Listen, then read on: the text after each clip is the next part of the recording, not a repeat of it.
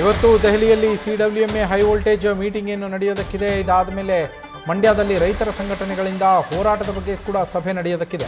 ಹೋರಾಟದ ರೂಪುರೇಷೆ ಬಗ್ಗೆ ಮೀಟಿಂಗ್ನಲ್ಲಿ ರೈತರು ಚರ್ಚೆಯನ್ನು ಮಾಡ್ತಾರೆ. CWMA ಆದೇಶ ವ್ಯತಿರಿಕ್ತವಾದರೆ ಬೃಹತ್ ಹೋರಾಟಕ್ಕೆ ಪ್ಲಾನ್ ಅನ್ನು ಮಾಡಿಕೊಳ್ಳಲಾಗಿದೆ. ಮಂಡ್ಯ ಶ್ರೀರಂಗಪಟ್ಟಣದಲ್ಲಿ ಸಂಘಟನೆಗಳು ಪ್ರತ್ಯೇಕ ಸಭೆಯನ್ನು ನಡೆಸ್ತಾ ಇದ್ದಾವೆ. CWMA ಸಭೆ ಆರಂಭವಾಗ್ತಾ ಇದ್ದಂತೆ ಮತ್ತೊಂದೆಡೆ ರೈತರ ಸಭೆಯೂ ಕೂಡ ಆರಂಭ ಆಗುತ್ತೆ. ಮಂಡ್ಯ ವಿಶ್ವೇಶ್ವರಯ್ಯ ಪ್ರತಿಮೆ ಬಳಿ ರೈತ ಹಿತರಕ್ಷಣಾ ಸಮಿತಿ ಸಭೆ ಮಾಡುತ್ತೆ. ಮೀಟಿಂಗು ಮೊದಲೇ CWRC ಶಿಫಾರಸಿನ ವಿರುದ್ಧ ಪ್ರತಿಭಟನೆಯನ್ನು ಕೂಡ ಮಾಡಲಾಗುತ್ತೆ. ಶ್ರೀರಂಗಪಟ್ಟಣದಲ್ಲಿ ಭೂಮಿ ತಾಯಿ ಹೋರಾಟ ಸಮಿತಿಯಿಂದಲೂ ಕೂಡ ಸಭೆ ನಡೆಸಲಾಗ್ತಾ ಇದೆ. ತಮಿಳುನಾಡಿಗೆ ನೀರು ಬಿಡದಂತೆ ಆಗ್ರಹ ಇರೋದು, ಬಿಡುವಂತೆ ಆದೇಶವಾದರೆ ಹೋರಾಟಕ್ಕೆ ಚಿಂತನೆಯನ್ನು ಮಾಡಲಾಗ್ತಾ ಇದೆ. ನಮ್ಮ ಪ್ರತಿನಿಧಿ ನಂದೀಶ್ ಲೈವ್ನಲ್ಲಿದ್ದಾರೆ. ನಂದೀಶ್, ರೈತ ಸಂಘಟನೆಗಳಿಂದಲೂ ಕೂಡ ಹೋರಾಟದ ರೂಪುರೇಷೆಯ ಬಗ್ಗೆ ಸಿದ್ಧತೆ ಮಾಡಿಕೊಳ್ಳೋದಕ್ಕೆ, ಚರ್ಚೆಗಳು ನಡೆಯೋದಕ್ಕೆ ಇವತ್ತು ಸಭೆಯನ್ನು ನಡೆಸಲಾಗ್ತಾ ಇರುವಂಥದ್ದು, ಏನೆಲ್ಲ ಮಾಹಿತಿ ಇದೆ ನಂದೀಶ್? ಖಂಡಿತ ನವೀನ್, ಈಗಾಗಲೇ CWMA ಹೈ ವೋಲ್ಟೇಜ್ ಸಭೆ ಏನು ಮಧ್ಯಾಹ್ನ 2:30 ನಂತರ ಇದೆ.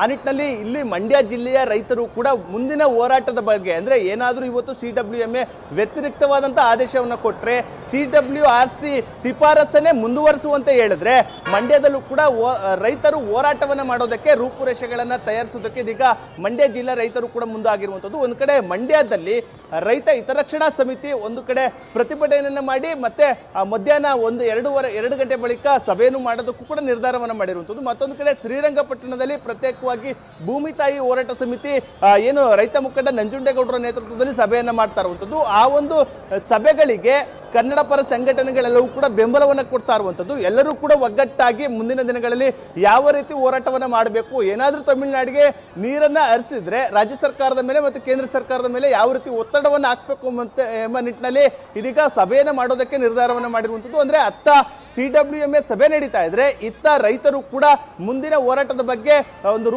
ರೂಪುರೇಷೆಯನ್ನು ತಯಾರಿಸೋದಕ್ಕಾಗಿ ಒಂದು ಸಭೆಯನ್ನು ಕರೆದಿರುವಂಥದ್ದು ಬಹಳಷ್ಟು ಕುತೂಹಲಕ್ಕೆ ಕಾರಣ ಆಗಿದೆ. ವ್ಯತಿರಿಕ್ತವಾದಂತಹ ತೀರ್ಪು ಇವತ್ತು ಬಂದರೆ ರಾಜ್ಯದ ವಿರುದ್ಧವಾಗಿ ಖಂಡಿತವಾಗಿ ಕೂಡ ಈ ಒಂದು ಕಾವೇರಿ ಹೋರಾಟದ ಕಿಚ್ಚು ಮತ್ತಷ್ಟು ಹೆಚ್ಚಾಗುವಂತಹ ಸಾಧ್ಯತೆಗಳಿದೆ.